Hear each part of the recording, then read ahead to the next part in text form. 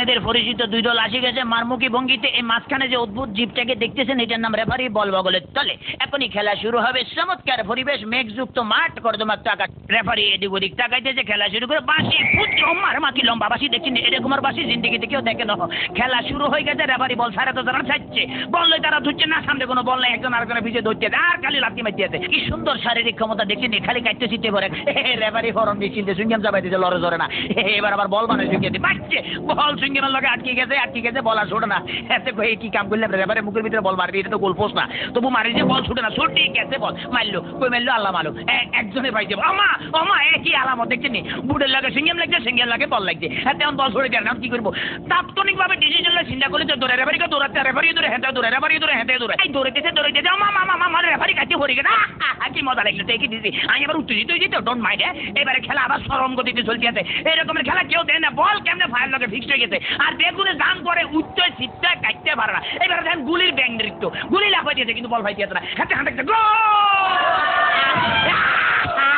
Madam দেখছি দেখি খেলা দেয়, আমার ম্যাডাম আর মারিয়ে না, আমরা খেলা দেন না, মার মার মার মারছে, দেখছি হ্যাট মারে দিচ্ছে, কিরকম ওরে মাগরে বল তোর পিছনের এখন গুলো দিবে, তাড়াতাড়ি দল, ওরে পিছনের বেপো তারা দেখ মার, এবার চমৎকার মারছে, ভালো খেলে। ওই ফাঁকে আমি একটু ফানি খেলে, because I am very much thirsty. খালি বলে কতক্ষণ চিল্লাতে, ইতিমধ্যে আমার পেটের ভিতরে ভুক লাগছে, ডোন্ট মাইন্ড, আমি একটু ফ্রেশ ফুড খাবো।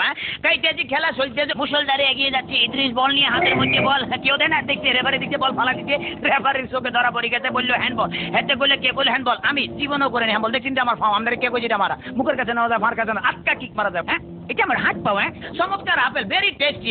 চমৎকার, খাইতে যা মজা লাগে না, কেমন জানি একটু চমৎকার জেলি জেলি ভাব আছে। হোয়াট ইজ দিস, এটা কি খেলাম? লেগে তো শক্ত লাগতেছিল, মাইকের হ্যান্ডেল খাই ফেলেছিলাম। খেলা চলতে আছে, বাবা কিক মারলে দেখছেন। হ্যাঁ, তারা কিন্তু আগে ওই মার্শাল আর্ট বুঝছে, মোস্ট প্রবলি এই দলটা বুঝছেন, মার্শাল আর্টের খেলা এমন ধরে কিক মারে, বল ভালো খালি মারছে, মারস না, আগে যায় মারিয়ে, বাবা ফ্যান্টাস্টিক।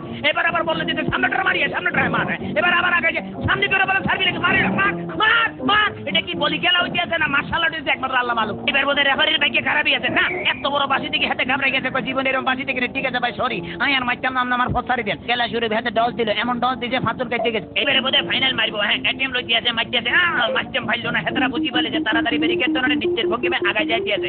এইবারে বোধহয় যাইব কি না জানো। এবারে খেলা আবার ডস খাই গেল, সেকেন্ড ম্যাচ হেতো ডস গেল, থার্ড ম্যাচ হেতো খাইলো। এবারে ফোর্থ মনে মারবো না, বলার মারণ লাগে না, এমন দিয়ে দিল যে দিয়ে লগে ফাঁচুর কাটতে পড়ে গেছে।